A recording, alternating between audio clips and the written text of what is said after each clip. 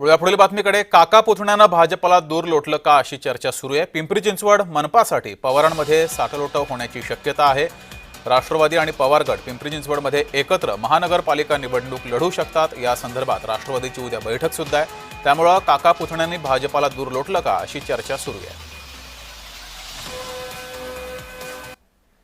सुनील आणि आम्ही एकत्र बसलो असता जस्ट चर्चा आली की ज्या पद्धतीने वरिष्ठांनी आमच्याशी चर्चा करून ग्राउंड लेवलला म्हणजे पिंपरी चिंचवड शहरामध्ये आपापसात तुम्ही चर्चा करून घ्या, जेणेकरून येणाऱ्या महानगरपालिकेच्या इलेक्शनला आपल्यातली मतविभागणी होणार नाही, आपण एकत्र लढूया.